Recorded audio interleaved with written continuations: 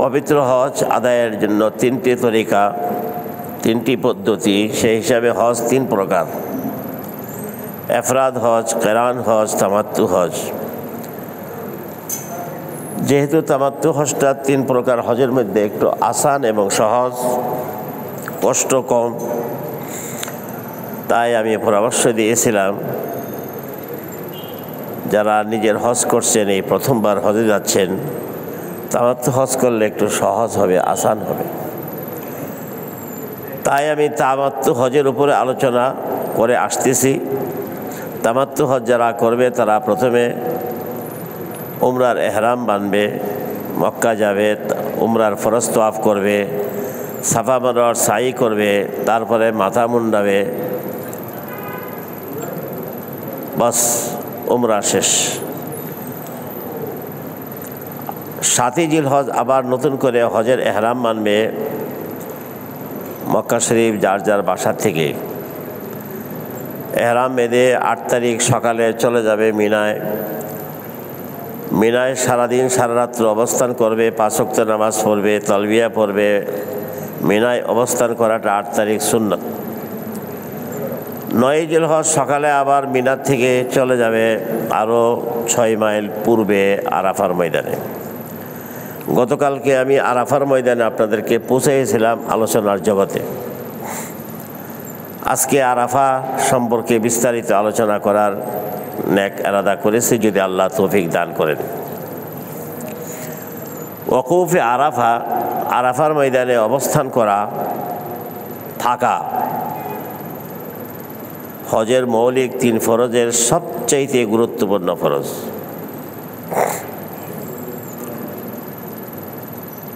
আল্লাহ রাসূল সাল্লাল্লাহু আলাইহি সাল্লাম বলেছেন, আল হাজ্জু আরাফা, হজ হইল আরাফার উপস্থিতি।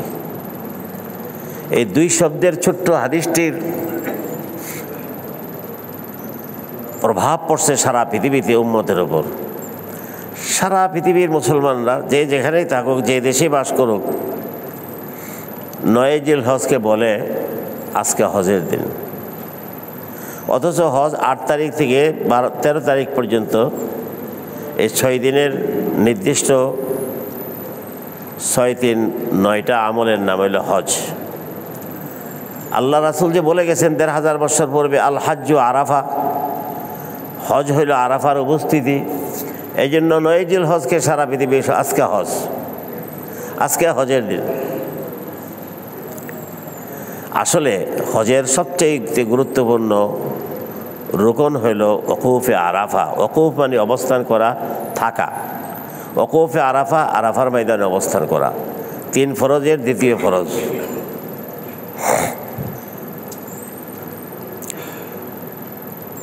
তো আরাফার ময়দানটি ভৌগোলিক অবস্থানটা একটু প্রথমে বলি, যারা নতুন যাচ্ছেন তাদের জন্য। কাবাগর থেকে, কাবাগরের পূর্ব দিকে হইল হজের আসওয়াদ, যেখান থেকে তাওয়াফ আরম্ভ করতে হয়। কাবাগরের 1 মাইল পূর্বে জান্নাতুল মুআল্লাত, মক্কার কবরস্থান, যেখানে খাদিজা রাদিয়াল্লাহু তাআলা আনহা সহ হাজার হাজার সাহাবী শুয়ে আছেন। কাবাগর থেকে 5 কিলোমিটার পূর্বে তাবুর শহর মিনা। তারপরে হইল পূর্বের মাঠটাই হইল মুজদালিফা। মুজদালিফার পরে আরাফার মাঝখানে 6 কিলোমিটার জায়গা খালি।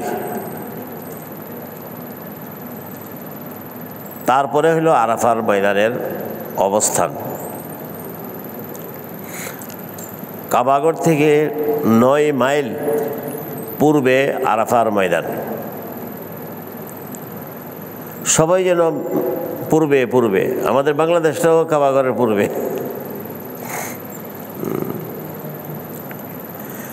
এটা হলো ভৌগোলিক অবস্থান। আরাফার থেকে আসার সময়, আরাফার সীমানা পার হয়ে মক্কা শরীফের দিকে আসতে 6 কিলোমিটার পরে মুজদালিফার মাঠ, যেখানে সারা রাত্র খোলা আকাশের নিচে অবস্থান করতে হবে। পরের দিন ফজর নামাজ পড়ে চলে আসবে মিনাতে। মুজদালিফার সীমানা শেষ, মিনার সীমানা শুরু, মিনার সীমানা শেষ, মক্কার সীমানা শুরু। এইভাবে হজের আমল করতে করতে আমরা আবার মক্কায় আসব।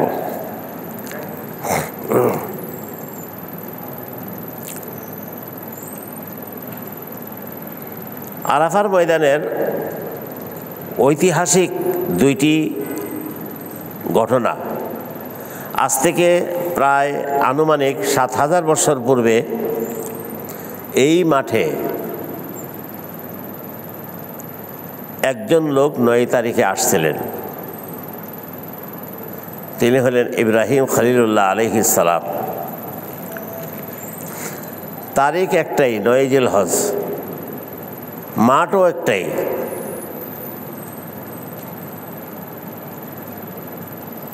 তিনি তার আগে জিলহজের ৬-৭ তারিখ কয়েকদিন লাগাতার স্বপ্নে আল্লাহ দেখাইছেন, আদেশ করছেন তার প্রিয় পুত্র কলিজার টুকরা সন্তান ইসমাইলকে আল্লাহ সন্তুষ্টির জন্য জবাই করার জন্য, কোরবানি করতে। লাগাতার কয়েকদিন স্বপ্নে দেখেছেন, আল্লাহ স্বপ্নে আদেশ করেছেন। ৮ই জিলহজ, যেদিন আমরা মক্কা ছেড়ে মিনায় যাব, মিনায় থাকবো, কালকে আলোচনা করেছিলাম। এই ৮ই জিলহজ তিনি সারাদিন দ্বিধা দ্বন্দ্বের ভিতরে ছিলেন। মানে আল্লাহর আদেশ পালন করব কি করব না, নাওয়াজুবিল্লাহ, এটা না, কিভাবে করব, কখন করব, এটা নিয়ে। ৯ জিলহজ তিনি মক্কা শরীফ থেকে একা ভাবতে ভাবতে, হাঁটতে হাঁটতে মিনার বুক ছেড়ে, মুজদালিফার বুক ছেড়ে তিনি সোজা চলে গেলেন আরাফার ময়দানে। ৯ জিলহজ আরাফার ময়দানে গিয়ে মুরাকাবা করলেন। সেই দিন একজনই ছিলেন আরাফার ময়দানে ৯ জিলহজ, তিনি হলেন ইব্রাহিম খলিলুল্লাহ আলাইহিস সালাম, আল্লাহর অন্তরঙ্গ বন্ধু। খলিলুল্লাহ মানে আল্লাহর অন্তরঙ্গ বন্ধু। সেখানে ধ্যানে বসছেন, মুরাকাবা করছেন, চিন্তা করতে করতে, ভাবতে ভাবতে হঠাৎ আলহামদুলিল্লাহকে দাঁড়ায় গেছেন। এই আরাফার মাঠে তিনি চূড়ান্ত সিদ্ধান্ত নিলেন, আর কোনো দ্বিধাদ্বন্দ্ব নয়, আর কোনো সংশয় নয়, ইনশাআল্লাহ আগামীকাল 10ই জিলহজ আল্লাহর আদেশ আমি পুরাপুরি পালন করব।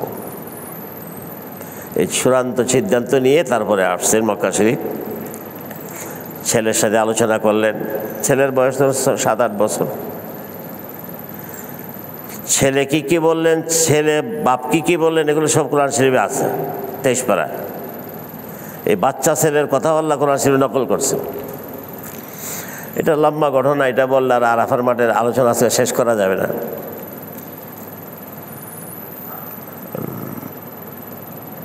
এই ঐতিহাসিক একটা দিন আরাফার মাঠের।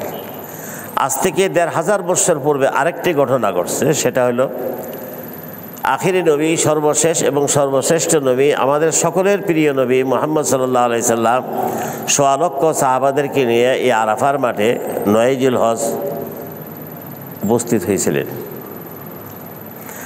সেটা ১৫০০ বছর, সেই মাঠটা আরাফার মাঠ একটাই, তারিখও একটাই, ৯ জিলহজ।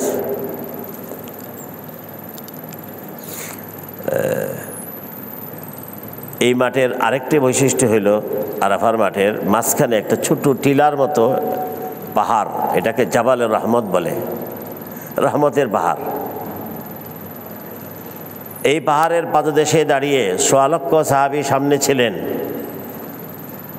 তাদেরকে লক্ষ্য করে আর কিয়ামত পর্যন্ত যত উম্মত পৃথিবীতে আসবে সকল প্রতি উদ্দেশ্য করে ঐতিহাসিক ভাষণ দিয়েছিলেন, যেটাকে বিদায় হজের বিদায় ভাষণ বলা হয়। ওই সময় আরাফার মাঠে ওই দিন, ওই বছর আরাফার ৯ জিলহজ ছিল শুক্রবার দিন। শুক্রবার তো এমনি সাপ্তাহিক ঈদের দিন। আবার কেমন ঈদ, আরাফার মাঠে সেই দিন আল্লাহর কোরআন শরীফের সর্বশেষ আয়াত নাজিল করলেন আল্লাহ। আল ইয়াউমা আকমালতু লাকুম দীনাকুম ওয়া আতমামতু আলাইকুম নি'মাতি ওয়া রাদিতু লাকুমুল ইসলাম দীনা। এই আয়াত নাযিল হয়েছে আরাফার মাঠে, ঐতিহাসিক মাঠ এটা। কোরআন শরীফের সূচনা হইল কাবাগর থেকে 2-3 কিলোমিটার দূরে জাবালে নূরের চূড়ায় হেরা গুহায়। ইকরা বিসমি রাব্বিকাল্লাযী খালাক খালাকাল ইনসানা মিন আলাক শুরু হইল ওহী, আর 23 বছর পরে আরাফার মাঠে শেষ হইল। এটা আমাদের জন্য একটা বিশাল ব্যাপার। আমি এই ইতিহাসগুলো বলতেছি এই জন্য, আমরা যখন যাব হজ করতে আরাফার মাঠে, এই ইতিহাসগুলো যদি মনে পড়ে তাহলে আমার আপনার উপস্থিতিটার একটু ওজন বেড়ে যাবে, নিজের কাছে এটার মূল্যায়ন বেশি হবে।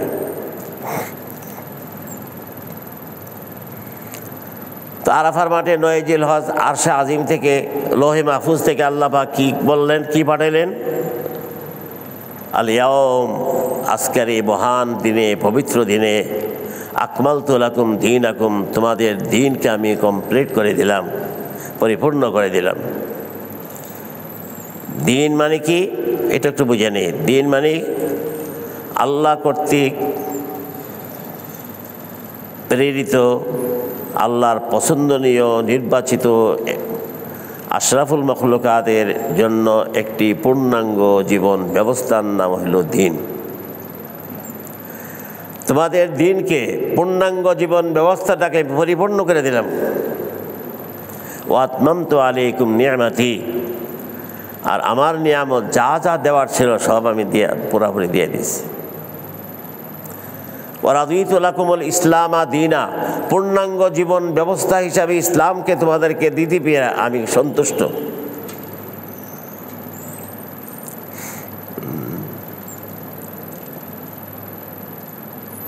নবীজি সাল্লাল্লাহু আলাইহি সাল্লাম আরাফার মাঠে উত্তপ্ত, জোহরের পরে উত্তপ্ত বালিতে, সেই দেশে জোহরের সময় দুপুরবেলায় রৌদ্র কাকে বলে, মনে হয় আগুন ঝরে এখনো। উত্তপ্ত বালিতে সেজদায় পড়ে নবীজি সাল্লাল্লাহু আলাইহি সাল্লাম জার জার হইয়া কাঁদতেছেন। কাঁদতে কাঁদতে চেহারা মুবারকের নিচে যে বালুগুলা ছিল, বালু জমে গেছে, এত কান্না, দীর্ঘ সময় সেজদায় পড়ে কান্না। আল্লাহ তাআলা দেখতেছেন, আল্লাহ তো দেখতেছেন, সব দেখে, শুধু মুহাম্মদ সাল্লাল্লাহু আলাইহি সাল্লামকে দেখেন না, আমরা যেখানে বসে আছি আমাদেরকে দেখতেছেন। কারা কারা মনোযোগ দিয়ে শুনতেছে এটাও আল্লাহ জানতেছেন। তিনি অন্তর্যামী, আলিমুম বিজাতিস সুদূর, ওয়াল্লাহু বাসীরুম বিমা তা'মালুন।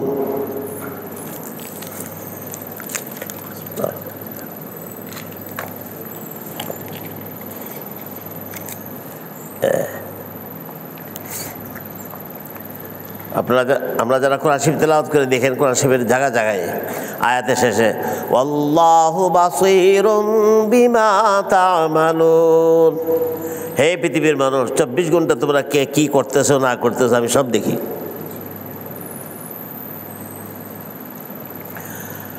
তো মুহাম্মদুর রাসূলুল্লাহ সাল্লাল্লাহু আলাইহি ওয়াসাল্লাম, আল্লাহর পেয়ারা হাবিব যে কাঁদতেছেন, আল্লাহ তো দেখতেছেন। জিবরাইল আমিনকে পাঠাইয়া বললেন, হে রাসূল, মাথা উঠান, কেন কাঁদতেছেন? আরে কেন কাঁদতেছেন আল্লাহ তো সব জানেন, তিনি অন্তর্যামী, আল্লাহ মনের খবর জানেন। তা আবার জিজ্ঞাসা করেন কেন, আপনি কেন কাঁদতেছেন? মাথা উঠান, আর কাঁদেন না। আসলে আল্লাহর ইচ্ছা হলো, আমি তো জানি আমার পেয়ারা হাবিবের জবান দিয়ে আমি একটু শুনতে চাই, এটা আমি তৃপ্তি আলাদা। আল্লাহ হুকুম করছে মাথা না উঠাইতে পারে না, কান্দা বন্ধ করেন, মাথা ওঠান, কেন কাঁদতেছেন বলেন। নবীজি সাল্লাল্লাহু আলাইহি সাল্লাম বললেন, আজকের এই পবিত্র দিনে, এটা মনে রাখেন, আরাফার 9 জিলহজ আরাফার দিনটা সারা বৎসরের সমস্ত দিনের বাদশা। সারা বৎসরের সমস্ত রাত্রির বাদশা হইল লাইলাতুল কদর, সারা বৎসরের সমস্ত দিনের বাদশা হইল 9 জিলহজ আরাফার দিন।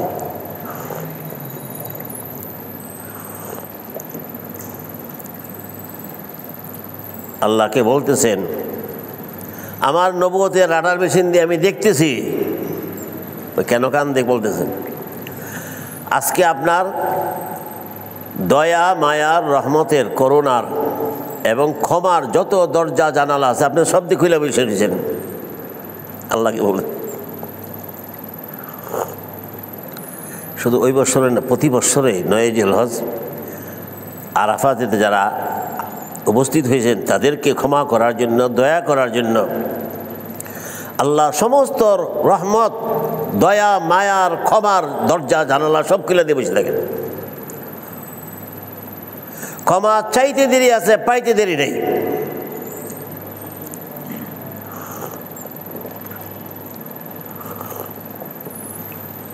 তো আপনার ক্ষমা, দয়া তো দেখা শুধু এখানে যারা আসছে, আজকের দিনে এই মাঠে যারা আসছে, আমার উম্মত তো সারা পৃথিবীতে ছড়িয়ে ছিটিয়ে আছে।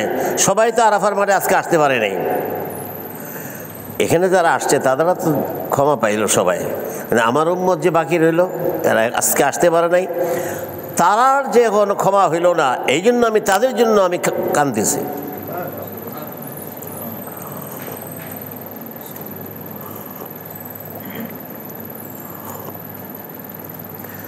नबियों में रहमत लक़ब पाने वाला,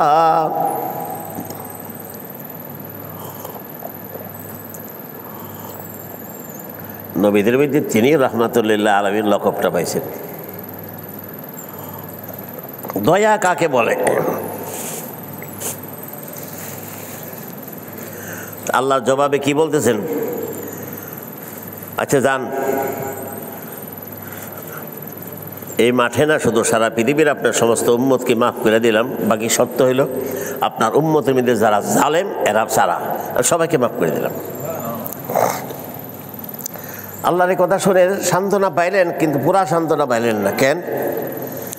চিন্তা করতেছে, আমার জালেম উম্মতের সংখ্যা তো কম না, এরা যে বাদ পড়লো, জালেম উম্মতের জন্য দরদ আর ব্যথা, এরা যে বাদ রইল। আমি এই ঘটনাটা শোনাইলাম কেন? একটু পরে হয়তো আপনারা কেউ যদি প্রশ্ন করবেন না, আপনাদের পক্ষ থেকে আমি করি, আমি জবাব দিই। তা আরাফার মাঠের আমল কি? 9 জিলহজ আরাফার মাঠের আমল হইল 1 নম্বর, শুধু কান্নাকাটি আর তওবা ইস্তেগফার। এটাই 1 নম্বর কাজ। কান্নাকাটি, রোনাজারি আর তওবা ইস্তেগফার।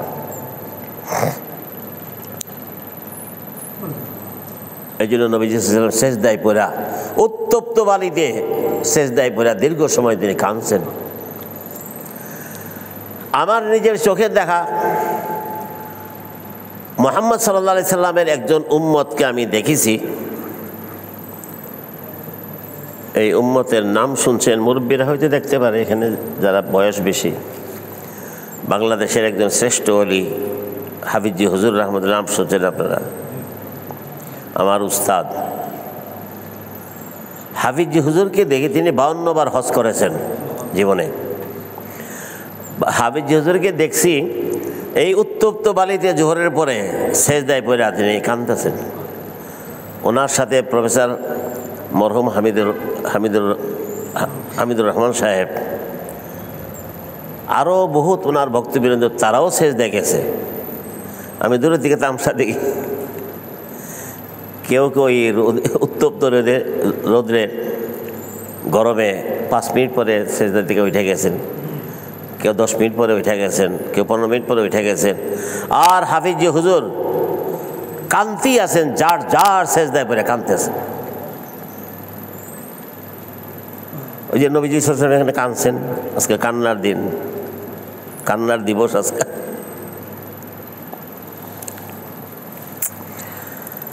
আসলে আল্লাহর ওলি বুজুর্গদের সাথে হজ করা আর 10 জনের সাথে হজ করা মানে আসমান জমিন পার্থক্য।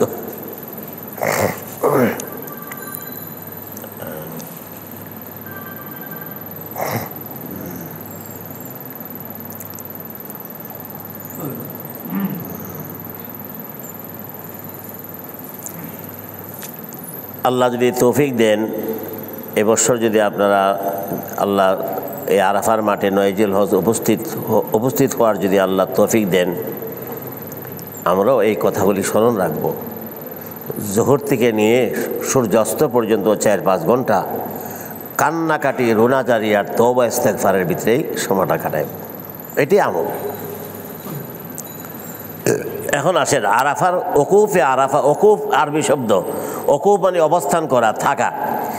ওকুফে আরাফা যে হজের মৌলিক 3 ফরজের একটি গুরুত্বপূর্ণ ফরজ। এই ওকুফটা আরাফার মাঠে 2 প্রকার। ওকুফ কয় প্রকার মনে রাখবেন। আরাফার মাঠে 9 জিলহজ ওকুফ করা, অবস্থান করা ফরজ। আরাফার মাঠে ওকুফ করা ওয়াজিব। আরাফার মাঠে 9 জিলহজ অবস্থান করা 2 প্রকার, 2 ভাগে বিভক্ত। এক অবস্থান হইল ফরজ, আর এক অবস্থান হইল ওয়াজিব। এই 2টা মাসলা আগে বুঝে নেই। যারা আপনারা মিনার থেকে আসছেন আরাফায়, কেউ ফজরের আগে, কেউ ফজরের পরে, কেউ 7টা-8টার সময় এসে পুঁছছেন, জোহর পর্যন্ত কোনো আমল নাই। আরাফার মাঠের ফজিলতের দরজা এখনো খুলে নাই আল্লাহ। কাজে এই সময়টা করবো কি, তাঁবুর বিন্দে একটু বিশ্রাম নেব, খিদা লাগলে চিরা-টিরা খাবো, আর সজা থাকলে তালবিয়া পড়বো, লাব্বাইক আল্লাহুম্মা লাব্বাইক পড়বো। আরাফার মাঠের ফজিলত শুরু হবে সূর্য ঢলার সাথে সাথে, মানে জোহরের ওয়াক্ত হওয়ার সাথে সাথে। আল্লাহ রাব্বুল আলামিন সমস্ত রহমতের, দয়া, করুণার দরজা খুলে দেবেন, ক্ষমার সমস্ত দরজা খুলে দেবেন আল্লাহ তাআলা। এখন ফরজের মাসলাটা শোনেন। জোহরের ওয়াক্ত হওয়ার থেকে নিয়ে হয়তো 12:15 বা 12:20 ওয়াক্ত হবে, ওই সময় থেকে নিয়ে বাকি সারা দিন, অর্ধেক দিন, এর পরের রাত্রের সুবে সাদেকের আগ পর্যন্ত, মানে এক রাত্র অর্ধেক দিন, এর ভিতরে যদি কোনো হজযাত্রী অসুস্থ অবস্থায় বা ভুলেও যদি আরাফার সীমানার ভিতরে প্রবেশ করে, 2-1 কদম এসে প্রবেশ করলো আবার বের হয়ে গেল, তার ওকুফে আরাফা যে ফরজ, এই ফরজ আদায় হয়ে যাবে। এখানে অবস্থান করার ফরজ সময় হইল লম্বা, 1 রাত্র আধা দিন। এই মাসলাটা সৌদি আরবের হজ মিনিস্ট্রির তারা জানা আছে। রাত্রে 10টার সময় দেখা যায় সব আরাফা খালি হয়ে গেছে, সবাই মুজদালিফা চলে আসছে। তখন আমি দেখছি প্রায় 40-50টা অ্যাম্বুলেন্স পু পু পু পু করে ডেকে ডেকে আসতেছে। ওই যে সারা পৃথিবীর থেকে আল্লাহর মেহমানরা আসছে, বিভিন্ন হাসপাতালে অসুস্থ হয়ে পড়ছে, এরা যদি আরাফার মাঠে না আসে তাহলে তার হজ হবে না। এই জন্য সৌদি সরকার অ্যাম্বুলেন্সে শোয়া নাকের ভিতরে তার লাগাই রাখছে, তার হয়তো হুঁশও নাই। ওই গাড়িটা আরাফার ময়দানে এক রোডি দিয়ে ঢুকে আরেক রোডি দিয়ে বেরিয়ে গেছে, তাদের সবাই হজ আদায় হয়ে গেছে, ফরজ আদায় হয়ে গেছে। মাসলাটা জানলে খুব সহজ। আচ্ছা, এখন আমরা, এটা তো রোগীদের জন্য, মাজুর যারা তাদের জন্য, আমরা যারা জোহরের নামাজ ওয়াক্ত হইলে জোহরের নামাজ পড়ব, জোহরের নামাজ পড়ার সাথে সাথে জোহরের নামাজ আদায় হয়ে গেল, ওকুফে আরাফা যে 3 ফরজ, হজের 3 ফরজের 1 ফরজ, এটাও এর ফাঁকিতে আদায় হয়ে গেছে। আলাদা কিছু করার নাই, সময় মতো থাকাটা এটাই ফরজ। তাহলে একটা আরাফার মাঠে অবস্থান করা ফরজ, যে এটা শিখলাম, জানলাম, বুঝলাম। এই মাঠে অবস্থান করা ওই দিনেই ওয়াজিব, সেটার সময় হলো জোহর ওয়াক্ত থেকে সূর্যাস্ত পর্যন্ত এই মাঠের সীমানার ভিতরে থাকা ওয়াজিব। তো ওয়াজিবের সময়টা একটু লম্বা। সূর্য অস্ত যাওয়ার আগে যদি কেউ আরাফার সীমানার থেকে বের হয়ে যায়, আরাফার চতুর্দিক দিয়া পিলার আছে, সাইনবোর্ড আছে, ইংরাজিতে আরবিতে লেখা আছে। ইংরাজিতে লেখা আছে ঢুকবার সময় আরাফা স্টার্ট, বিদায়াতুল আরাফা। আবার এটারই বাইরের সময় এই পৃষ্ঠায় লেখা আছে, ভিতরের পৃষ্ঠায় এন্ড আরাফা। নেহায়াতুল আরাফা, আরাফা শেষ। এই যে সীমানা গেড়ে দিছে যতক দিয়ে, এই সীমানার থেকে যদি বের হয়ে গেল কেউ, সূর্য এখনো অস্ত যায় নাই, তাহলে তার ওয়াজিব একটা রয়ে গেল, তাকে দম দিতে হবে, জরিমানা দিতে হবে। সূর্যাস্ত পর্যন্ত আরাফার ময়দানে থাকা ওয়াজিব। আর জোহরের পরের থেকে নিয়ে রাত্রে সুবহে সাদেকের আগ পর্যন্ত ক্ষণিকের জন্য 2-1 মিনিটের জন্য যদি সীমানার ভিতরে থাকে, যেভাবেই থাকুক, শুয়ে থাকুক আর হাঁটুক, ভুলেও যদি থাকে তাহলে তার হজ আদায় হয়ে দেবে, ফরজ আদায় হয়ে দেবে।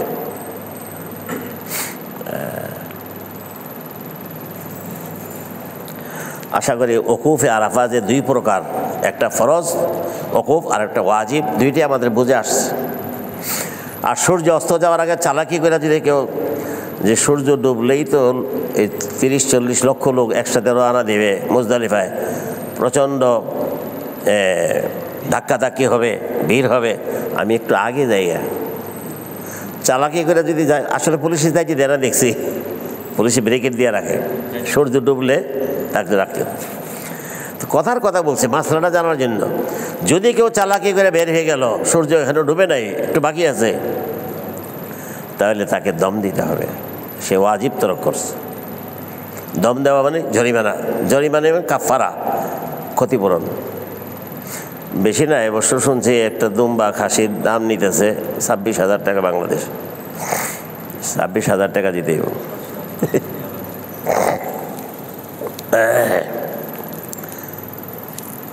আচ্ছা, তো মাসলা আমাদের বুঝে আসছে 2টা আরাফার মানে। এখন ওই যে একটা প্রশ্ন আবার আমি করি আপনাদের পক্ষ থেকে, আমাকেই করে আমি জবাব দিই। তো বুঝলাম জোহরের থেকে নিয়ে সূর্যাস্ত পর্যন্ত আরাফার মাঠে থাকতেই হবে, অবস্থান করতেই হবে। এই সময়টা আমরা কি করব? আমল কি আমাদের? ওই আমল একটাই, অভিন্ন জবাব, শুধু কান্নাকাটি, রোনাজারি আর তওবা ইস্তেগফার। 1 নম্বর আমল, আর কোনো আমল নেই। যত নিজের জন্য, নিজের ক্ষমার জন্য বারবারে ক্ষমা চাবো, আম্মা আব্বার জন্য ক্ষমা চাবো, হ্যাঁ, দাদা দাদি, নানা নানি, আত্মীয় স্বজন, সবার ক্ষমা। সর্বশেষে বলবো, হে আল্লাহ, এই ক্ষমার দিন আজকে ঐতিহাসিক ক্ষমার দিন, আপনার পেয়ারা হাবিবের সারা জাহানের সমস্ত উম্মতকে আপনি ক্ষমা করে দেন। আল্লাহর কাছে যে যত বেশি বড় করে চাবে, আল্লাহ তো বড়টা তিনি পছন্দ করেন, খুশি হন। কিপটামি করে শুধু নিজের কথা বললে হন, সবার কথা বললে আল্লাহ খুশি হন।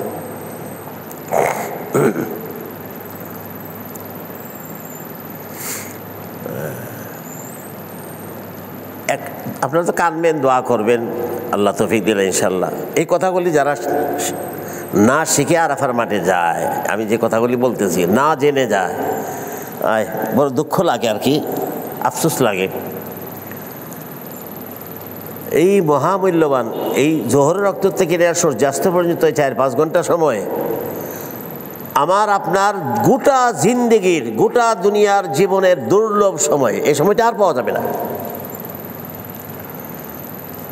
বসে বসে গল্প করে তাঁবুতে, কেউ ঘুমাইতেছে, আর কেউ ওই আশেপাশে রাস্তার মধ্যে খাবার দিতেছে ফ্রি, মানে ছাতা উল্টাইয়া খাবার লইতেছে, এই দৌড়াদৌড়ি। এই জন্য তুমি আসছো আরাফার মাঠে, এগুলি করতে আসছো, ভিক্ষা করবার লেগে আসছো। আর ভিক্ষা করার জায়গা পাইছিল না, দিতেছে মানুষ বিভিন্নভাবে, বিভিন্ন কোম্পানির লোকেরা বিভিন্ন জুস পানি দিচ্ছে, দাদা আসছে দিচ্ছে, আল্লাহর মেহমানদেরকে সাহায্য, তারা সব পাইব।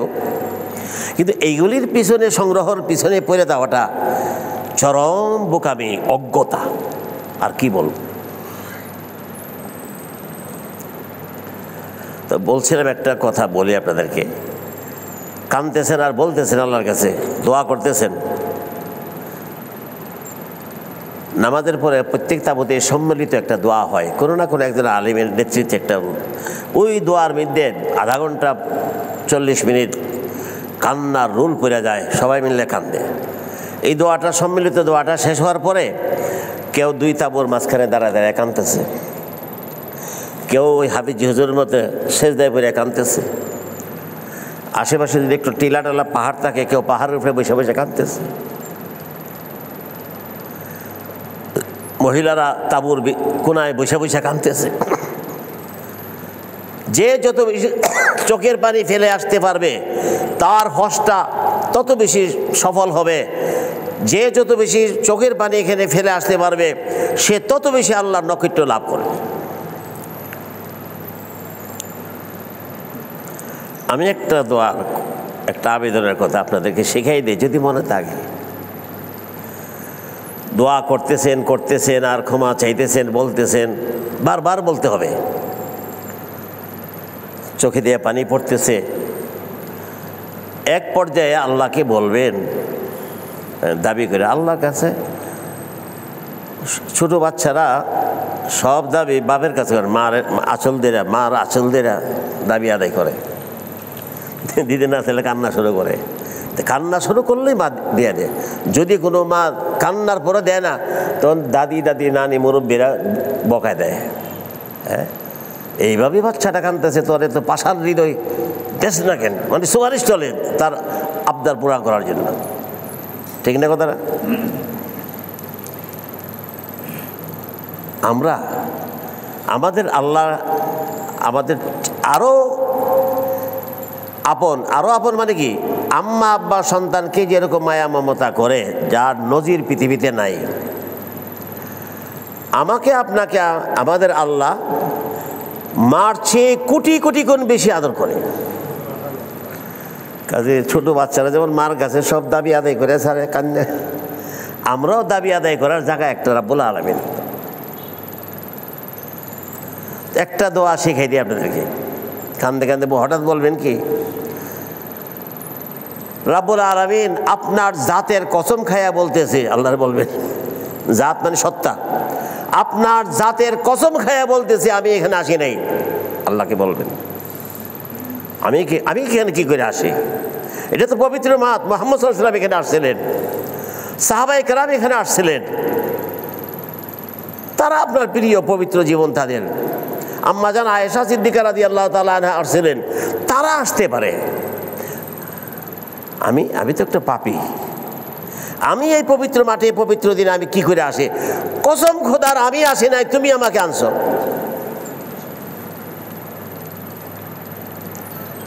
তুমি যখন এই পাপেরে আনছো, তুমি না আনলে তো আমি আসতে পারতাম না। তুমি যখন এই পাপেরে আনছো, তুমি আমাকে মাফ করে দাও। দাবি আদায় করা কাকে বলে? আর দাবি আদায় করার এর চেয়ে আল্লাহ ছাড়া, আল্লাহর চেয়ে বড় আপন আর আমাদের কেউ নাই।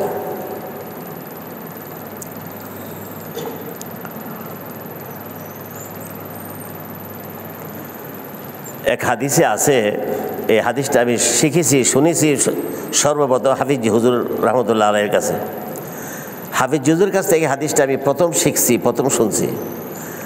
আরাফার মাঠে সারাদিন কান্নাকাটি করে যারা রাত্রে মুজদালিফায় যাবে, এদের ভিতরে যদি কেউ কোনো হজযাত্রী সংশয় সন্দেহ থাকে, আল্লাহ আমারে মাফ করছে কি করছে না, সন্দেহ, আল্লাহর রাসূল বলেছেন হের চেয়ে পুরা কবাইল্লা আর কেউ নাই। আরে বেকুফ, আল্লাহ তো তোর দাওয়াত দিয়া এই মাঠে পবিত্র মাঠে পবিত্র দিনে পবিত্র সময় আনছেনই মাফ করার জন্য, তুই আবার সন্দেহ করস কেন? আমার কথা বলে বুঝতেছেন না আপনারা? সন্দেহ করা যাবে না।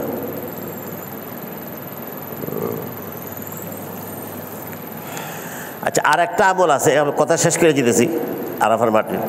আর একটা আমল আছে, এটা ফরজ না, ওয়াজিব না, মুস্তাহাব। যদি আমলটা করতে পারেন অনেক পুরস্কার পাবেন, না করতে পারলে কোনো গুনাহ হবে না, অপরাধ হবে না। এটা একটা হাদিসে আছে, আরাফার ময়দানে এই পবিত্র দিনে, পবিত্র কেমন পবিত্র দিন তো বললাম, সারা বৎসরের শ্রেষ্ঠ পবিত্র দিন হলো আরাফার দিন।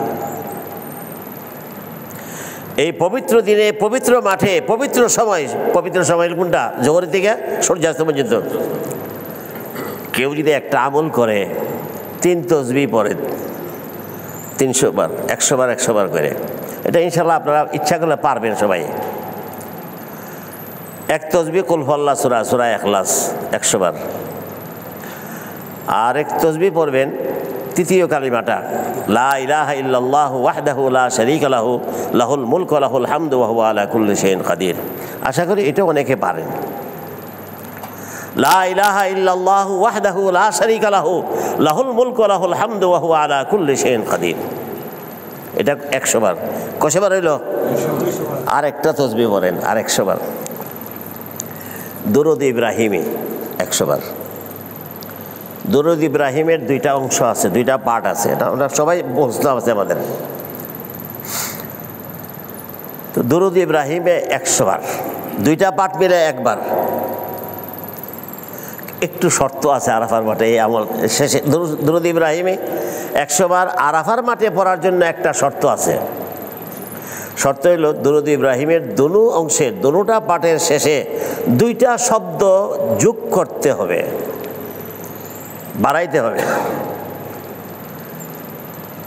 এতটুকু বুঝছেন? আমি পড়ি, আপনারা খালি শুনেন যোগ করে।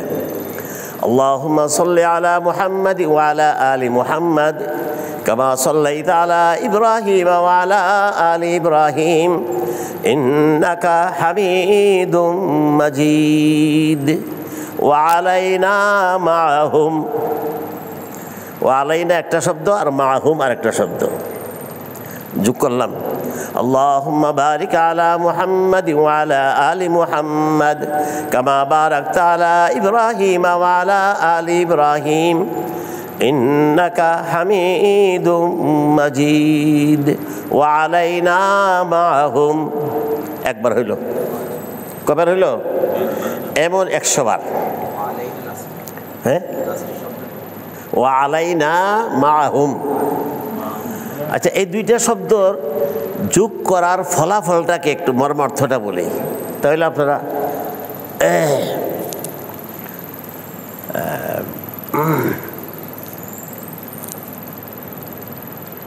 এই যোগ করার ফলাফলটা, যোগ করার মর্মার্থটা যদি বুঝতে চায় তো পুরা দুরূদ শরীফের অর্থটা জানতে হবে, মর্মটা জানতে হবে। এই পৃথিবীতে সর্বশ্রেষ্ঠ ইবাদত হলো সালাত, 5 ওয়াক্ত নামাজ।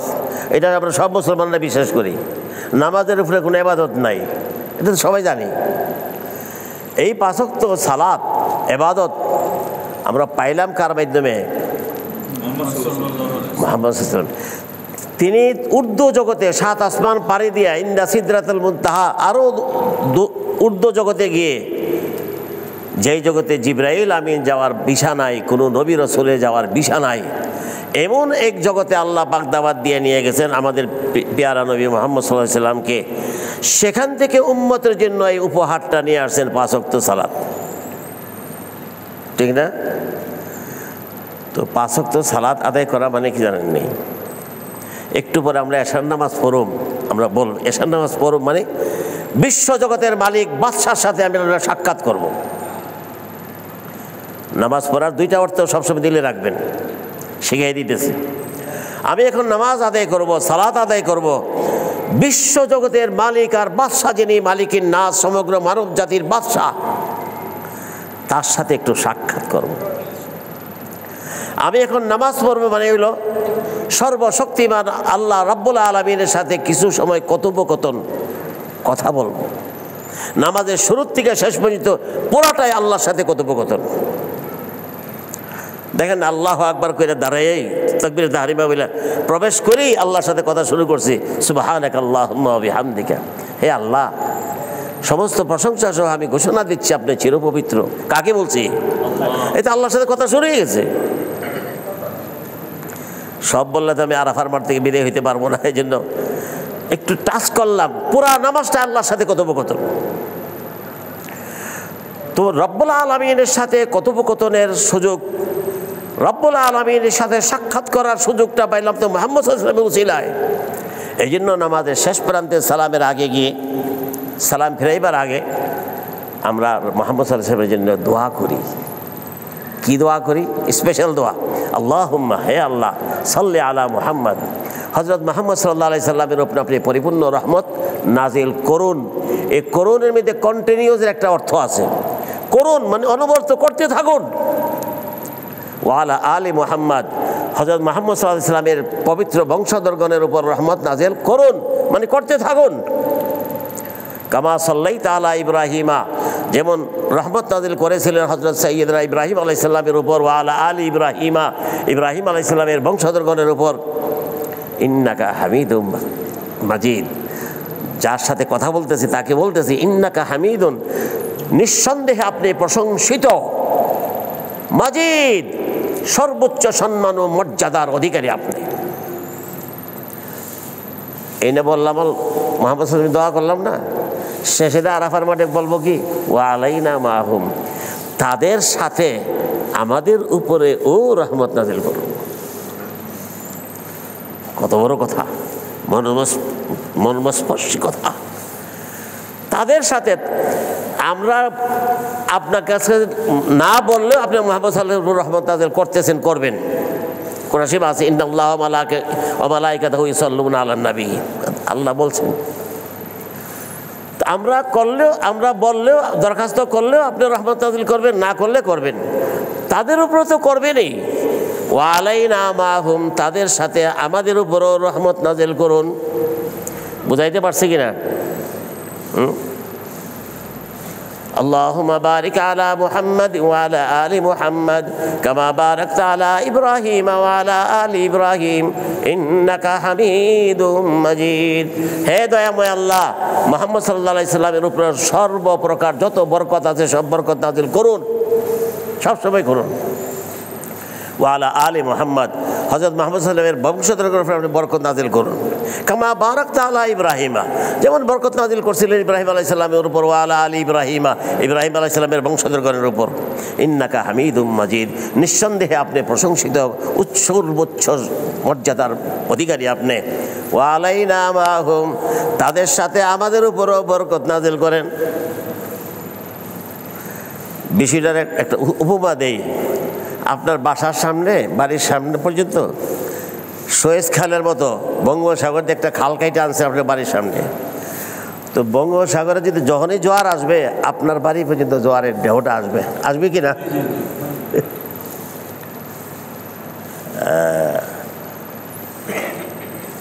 তো এই 3 তসবিহ যদি কেউ পড়ে, আমি আবার বলতেছি এটা ফরজ ওয়াজিব না, যদি এই আমলটা কেউ করে, একটা হাদিসে পাইছি আর কি, আল্লাহ এত খুশি হবেন যে এই পবিত্র দিনে, পবিত্র সময়ে এত সুন্দর পবিত্র একটি আমল উপহার দিয়েছো বান্দা তুমি, যাও তোমার আমি একটা বিশেষ সনদপত্র দিয়ে দিলাম, সার্টিফিকেট দিয়ে দিলাম, তুমি যা যা চাইবা সব আমি দিয়ে দেবো তোমার। যদি সম্ভব হয়, আমি দেখছি আমল করে 40 ধীরে ধীরে পড়লো, 40-45 মধ্যে এই 3 তসবিহ আদায় হয়ে যায়। আপনারা যদি মনে থাকে এটা করেন আর কি, বসে গল্প করেন না, গল্প করে। কারণ এই 4-5 ঘন্টার সময় সূর্যাস্ত পর্যন্ত আরাফার মাঠে আমার আপনার গোটা জিন্দেগীর একটি দুর্লভ সময়। এই সময়টা আর হয়তো কোনোদিন নাও পাওয়া যেতে পারে। কাজে ঘুমায়া আর খাওয়া খাদ্য টানাটানি করাচ্ছে, গল্প করাচ্ছে, আমরা কান্নাকাটি করতে থাকি। বাস আরাফার মাঠের কথা শেষ। একটা মাসালা, সারা জীবন আমি আর আপনি পৃথিবীর যেখানেই ছিলাম, বাড়িতে ছিলাম, বিদেশে ছিলাম, সূর্য অস্তের পরে মাগরিবের নামাজ আদায় করছি, এটাই তো চিরাচরিত। কিন্তু আরাফার মাঠে আজকে 9 জিলহজ যারা আসছে তাদের উপর আল্লাহর নতুন আইন, তোমরা সূর্য অস্তের পরে আজকে মাগরিব নামাজ পড়বে না। কেন? তোমাদের রক্তটা আমি পিছিয়ে দিয়েছি, তোমাদের নামাজ রক্ত হয় নাই, তবে নামাজটা মাফ করে নাই। যাও সূর্য অস্তের পরে মুজদালিফায় যাও, আরো 6 কিলোমিটার পরে মুজদালিফায় যে যখন পৌঁছবো তখনই তোমার মাগরিবে রক্ত হবে। এখন এখানে যদি কোনো কেউ মৌলবী সাহেবদের উপর রাগ করে, মোল্লা মৌলবীদের কথা শুনবো না, সারা জীবন নামাজ পড়ে এলাম সূর্য অস্ত যাওয়ার পরে মাগরিবের, এখন মোল্লা মৌলবীরা কইতেছে আজকাল এখন পড়ান যাবে না, না আমি পড়বই। যদি কেউ পড়ে মৌলবী সাহেবদের কথা না শুনে, তো দুনিয়াতেই শাস্তি, আল্লাহ বলবে তোর নামাজ হয় নাই। আর কেন পড়লি এই জন্য তোকে দম দিতে হবে 26,000 টাকা জরিমানা দিতে হবে। তো তো মৌলবীদের কথা না মানলে দুনিয়াতেই শাস্তি, জরিমানা শুরু হয়ে যায়, কবরেতে আছে তো পরে। তো কি বুঝলাম? আমরা মাগরিব নামাজ এখানে পড়বো না। এই যে মাগরিব নামাজ না পড়ার কথা যে বলছেন, এটা যে আরাফার বাসীর উপরে কি দয়া! আল্লাহর এক একটা আইন এর লর ভিতরে দয়া মিশ্রিত, ভরপুর দয়া। আপনারা যারা একাধিকবার গেছেন তারা বুঝতে পারবেন, আরাফার মাঠে যদি মাগরিব নামাজ পড়তে হইতো, হায় হায় লক্ষ লক্ষ লোক প্রস্রাব পায়খানা উজু করার কঠিন হয়ে যেত, ওজোর লাইন শেষ হতে আসা রক্ত হয়ে যেত। আল্লাহর কি দয়া! না না না, আজকে তোমার রক্ত হয় নাই, যাও মুজদালিফায় যাও। সন্ধ্যার পরে আমরা সবাই মুজদালিফা চলে যাব। মুজদালিফা আরাফার মাঠে যাওয়ার পদ্ধতি দুইটা, কেউ হেঁটে যাবে, পায়ে হেঁটে যাবে, আর কেউ বাসে যাবে। শতকরা 80 জন যাবে বাসে, আর 20% যাবে পায়ে হেঁটে। আচ্ছা, যারা পায়ে হেঁটে যাবে তারা রাত্রে 8টা সাড়ে 8টার সময় গিয়ে পৌঁছবে, এটা আমার অভিজ্ঞতার দিকে বলছি। মুজদালিফায় পৌঁছে যাবে, মাঝখানে মাত্র 5-6 কিলোমিটার রাস্তা। আর যারা বাসে যাবে তারা রাত্রে তাড়াতাড়ি গেলেও 11টা-12টার সময় যাবে, তাড়াতাড়ি গেলে। কোনো কোনো সময় আমি রাত্রে 1টা-2টার সময় গেছি। আসলে বাসওয়ালার দোষ নাই, হাজার হাজার বাস, সামনের বাসটা না লড়লে পিছের বাসটা লড়বে কেমনে? পিঁপড়ার মতো একটু গিয়ে আবার থেমে থাকে। কঠিন, এই কঠিনটা মেনে নিতে হবে, এটার নামই হজ। কেউ গালাগালি করা যাবে না, বিরক্তি প্রকাশ করা যাবে না, না আচরণে না উচ্চারণে বিরক্তি প্রকাশ করা যাবে না, মেনে নিতে হবে।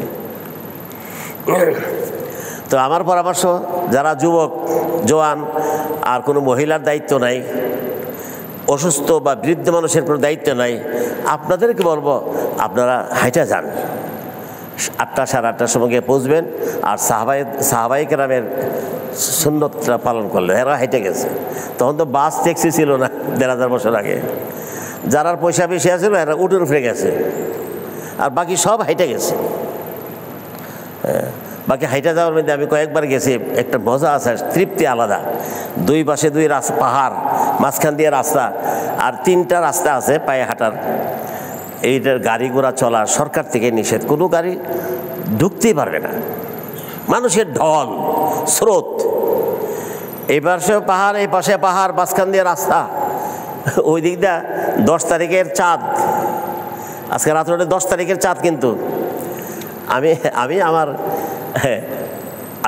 আমার কাল্পনিক একটা শব্দ বাইরে, আল্লাহ যেন আল্লাহর মেহমানরা যারা হাইটে যায় এবং মুজদালিফায় টর্চ লাইট ধরছে, ওই চাঁদের আলো টর্চ লাইট ধরছে, আসো আসো মুজদালিফায় আসো তোমরা। আর আকাশ তো পরিষ্কার থাকে, আমাদের বাংলাদেশের মতো না, মেঘলা থাকে, চাঁদের আলোটা দেখা দেয়। আর গগন বিদারী আওয়াজ, লাব্বাইক আল্লাহুম্মা লাব্বাইক, লাব্বাইক লা শারীকা লাক লাব্বাইক, ইন্নাল হামদা ওয়ান নি'মাতা লাকা ওয়াল মুলক লা শারীকা লাক। লক্ষ লক্ষ মুখের জবান দিয়ে বের হইলে আকাশ পাতাল মুখরিত হয়ে কম্পমান অবস্থা, কি একটা মজা। আর একটা সুবিধা, এখন তো বুড়ো হয়ে গেছি, আর যতবার হাইটা গেছি একটা সুবিধা আছে, আমার হাঁটুর লাগে না, ধাক্কাই আমার নিয়ে যায়। এই একটা সুবিধা, হাঁটতে হয় না, এই ধাক্কাই নিয়ে যায়। এই জন্য বুড়া মানুষ, মহিলা, তাদেরকে নেবেন না, এরা ধাক্কায় এরা যেতে পারবে না, এরা দুর্বল, দেরি হোক বাসে যাবে। আমার পরামর্শগুলো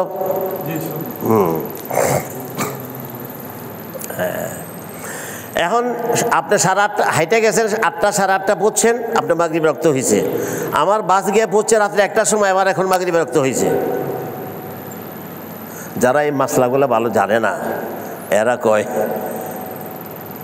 রাত্রে 12টা 1 গিয়ে মুজদালিফায় পড়ছি, এখন একটু খোলা জায়গা খুঁজতেছি, আমরা 20-25 জন পাথর টাথর সরাইয়া একটা পাটি বিছাইয়া, ওয়ান টাইমে যে পাটি কিনা নিয়ে যায়, আমরা বিছাইয়া বসছি।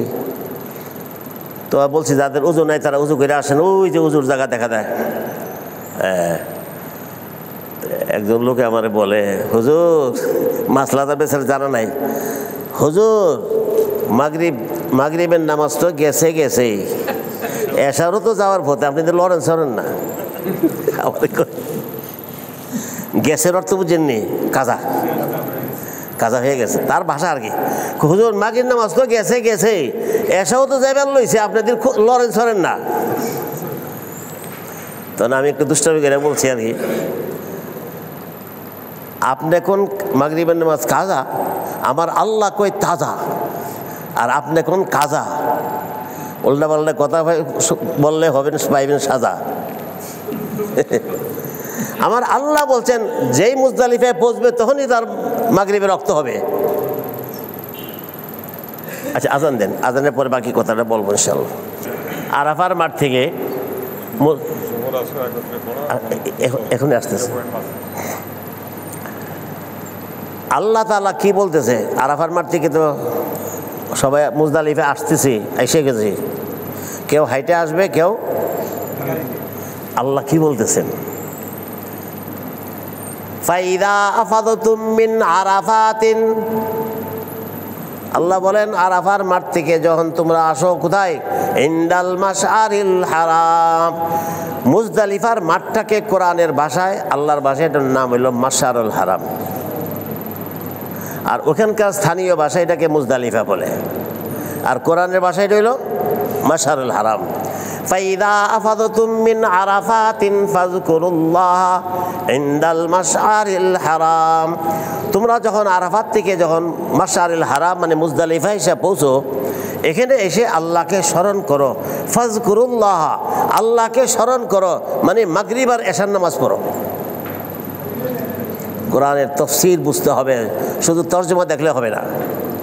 ফাযকুরুল্লাহ মাশআরিল হারাম মানে মুজদালিফায় এসে মাগরিব আর এশার নামাজ আদায় করো। কেমনে? নিজের খেয়াল খুশি মতে না, এটা বলে দিয়েছেন। ওয়াজকুরুহু, এবং আল্লাহকে স্মরণ করো, মাগরিব আর এশার নামাজ আদায় করো। কামা হাদাকুম, যেভাবে আমার পেয়ারা নবী তোমাদেরকে শিক্ষা দিয়েছেন সেইভাবে আদায় করো। নিজের খেয়াল খুশি মতে বললে হবে না। এখন হাদিসে যাইতে হবে, মুহাম্মদ সাল্লাল্লাহু আলাইহি ওয়াসাল্লাম কীভাবে নামাজ পড়ছেন মুজদালিফায় এসে। কাফেলার প্রত্যেকের কাফেলা উজু টুজু হয়ে গেলে একজনে আজান দিবে, এই দলের থেকে একজনে আজান দিবে। একটা আজান একটা একামত, নামাজ হবে দুইটা। এক আজান এক একামতে দুই ওয়াক্ত নামাজ। এটা নিয়ে যাও।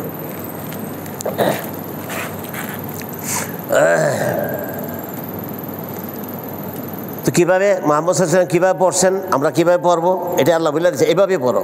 মুহাম্মদ সাল্লাল্লাহু আলাইহি ওয়াসাল্লাম যেভাবে পড়ছেন, এক আজান দিয়েছে, একটা একামত দিয়েছে, ইমাম সাহেব শুধু বলবে আমরা এখন মাগরিবের 3 রাকাত ফরজ আদায় করতেছি, একটা ঘোষণা দিবে। মহিলারা পিছের কাতারে দাঁড়াবে, মহিলার, আর বাকি সামনের কাতারে সবাই দাঁড়াবে। বাস, রাতে 10টা বাজুক আর 11টা বাজুক 12টা বাজুক, মাগরিব নামাজ 3 রাকাত পড়ে সালাম ফিরেই আল্লাহু আকবার, আল্লাহু আকবার, লা ইলাহা ইল্লাল্লাহ, আল্লাহু আকবার, আল্লাহু আকবার, ওয়ালিল্লাহিল হামদ, এটা ওয়াজিব। এরপরে তালবিয়া, লাব্বাইক আল্লাহুম্মা লাব্বাইক, লাব্বাইক লা শারীকা লাক লাব্বাইক, ইন্নাল হামদা ওয়ান নি'মাতা লাক ওয়াল মুলক লা শারীকা লাক। 3 বার তালবিয়া যখনই পড়বেন 3 বার পড়বেন, উত্তম। বাস, এরপরে ইমাম সাহেব বলবে কি, এখন আর আজান নাই, একামত নাই, এশারের 2 রাকাত ফরজ কসর হিসেবে আদায় করতেছি। ইমাম সাহেব ঘোষণা দিল আল্লাহু আকবার, সালাম বেরাই আল্লাহু আকবার, আল্লাহু আকবার, লা ইলাহা ইল্লাল্লাহ, আল্লাহু আকবার, আল্লাহু আকবার, ওয়ালিল্লাহিল হামদ, লাব্বাইক আল্লাহুম্মা লাব্বাইক 3 বার। এরপরে এখন ব্যক্তিগতভাবে সবাই মাগরিবের 2 রাকাত সুন্নত, এরপরে এশারের পরে 2 রাকাত সুন্নত, এরপরে 3 রাকাত বেতের, একা একা পড়বো আমরা। এই পদ্ধতিতে মাগরিব আর এশার নামাজ একসাথে পড়তে আল্লাহ কোরআন শরীফে বলে দিয়েছেন। আরেকটা মাসলা শুনেন, মুজদালিফাতে পৌঁছে মাগরিবকে এশার সাথে 2 ওয়াক্ত মিলাইয়া পড়া ওয়াজিব, একা পড়লেও জামাতে পড়লেও। আর আরাফার মাঠে জোহরের নামাজের সাথে আসরের নামাজ কেউ মিলাইয়া পড়ে, আর কেউ জোহরের সময় জোহরের নামাজ পড়ে, আসরের সময় আসরের নামাজ পড়ে। আরাফার মাঠে জোহরের সাথে আসর একসাথে মিলাইয়া পড়া সুন্নত উইথ কন্ডিশন, একটা শর্ত আছে। শর্ত হইল ইমাম সাহেব আমিরে হজ হইতে হবে অথবা আমিরে হজের প্রতিনিধি হইতে হবে, যেটা মসজিদে নবীরাতে হয়। আরাফার মাঠের এক প্রান্তে একটা মসজিদ আছে, বিশাল মসজিদ, কয়েক লক্ষ লোক একসাথে নামাজ পড়তে পারে, এটার নাম হলো মসজিদে নামিরা। এখানে আমিরে হজের একজন প্রতিনিধি নামাজ পড়ায়, এই জন্য ওই মসজিদে কেউ নামাজ পড়লে জোহরের সাথে আসর একসাথে মেলাই পড়বে। আমাদের হাক্কানি ওলামায়ে কেরাম, বিজ্ঞ আলেম ওলামারা তারা বলেন যে যেহেতু আমাদের প্রত্যেক তাবুতে লক্ষ লক্ষ তাবু, আমিরও নাই, আমির হজ নাই, আর আমির হজের প্রতিনিধিও নেই, কাজেই এই শর্তটা যখন পাওয়া যায় না, আমরা জোহরের নামাজ জোহরের সময় পড়বো, আসরের নামাজ আসরের সময় পড়বো। এইটা নিয়ে তাবুতে একটা ঝগড়া হয়। যারা অর্ধেক মাসলা জানে অর্ধেক জানে না, তাদের মধ্যে এই ঝগড়া হয়। কেউ বলে যে আমরা জোহর আসর একসাথে পড়বো, আর কেউ বলে যে না আমরা জোহরের নামাজ জোহরের সময় পড়বো, আসরের নামাজ আসরের সময় পড়বো। এটা নিয়ে প্রতি বছর একটা ঝগড়া হয়। আমি নিজেও ঝগড়ায় ছিলাম, পরে আল্লাহ আমার একটা বুদ্ধি দিয়েছে 10-12 বছর আগে, আগে বুদ্ধিটা ছিল না। আমি এখন বলি কি ভাই, কেউ ঝগড়া করবেন না আল্লাহ বাস্তে। আজকে ঝগড়া করলে মেজাজ খারাপ হয়ে যায়। মেজাজ খারাপ হইলে আল্লাহর সাথে আমাদের কত কথা আছে, কত দরখাস্ত করতে হবে। মেজাজ খারাপ হইলে তো আল্লাহর সাথে সম্পর্ক রাখতে হতে হবে। ঝগড়া বাদ দিয়ে আপনারা যারা জোহর আসর একসাথে পড়বেন পড়েন, আমরা 10 মিনিট পরে পড়বো, যান পড়েন, ঝগড়া করবেন না, এটা ঝগড়ার জায়গা না। এটা আলহামদুলিল্লাহ কথা কয়ে থামাই দিই।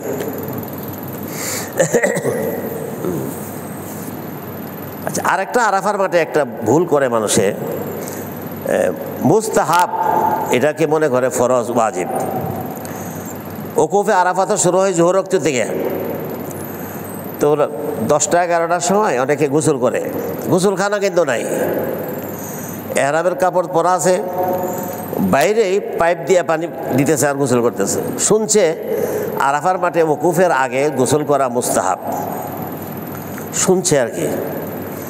এই মুস্তাহাব করতে গিয়ে খোলা জায়গায় শত শত লোকের সামনে কাপড়টা ভিজেইলেই এনে এহরামের কাপড়টা যখন ভিজে যায় সবটা, তখন পর্দা নষ্ট হয়ে যায়, কোর্ট কাছারি সব ভেসে ওঠে। তো তুমি মুস্তাহাব করতে গিয়া তুমি তো ফরজ তরক করে ফেলছো, খবর নাই, এই জন্য কোনো দরকার নাই, ওযু করলে চলবে। এমনি খোলা জায়গায়, ইসলামী শারাফত ভদ্রতা হইল খোলা জায়গায় গোসল না করা, ইসলামী শারাফত এটা ভদ্রতা। আর আরাফার মাঠে তুমি এহরাম পরা, 2-1 আছে গামছা একটা পেঁচা এলো, মানে কোনো রকম ইজ্জত বাঁচে আর কি, গামছাটা পেটে। আর নাহলে সারে সর্বনাশ, আর ব্যাখ্যা দরকার নাই সারে সর্বনাশের। কাজেই এইটা দরকার নেই।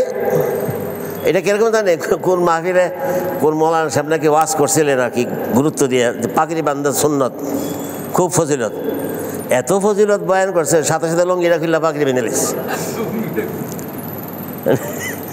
তো লঙ্গি খুললা পাগড়ি বান্ধার মতো অবস্থা হবে এই মুস্তাহাব আদায় করতে গেলে, বোকামি। তো এটা কেউ যেন না করে, ওযু করলে চলবে। হ্যাঁ, এখন আরাফার মাঠের আমল হয়ে গেছে, 2 ওয়াক্ত নামাজ, 1 আজান 1 একামত দিয়ে একসাথে পড়া ওয়াজিব। একা পড়লেও ওয়াজিব, সম্মিলিতভাবে পড়লেও ওয়াজিব।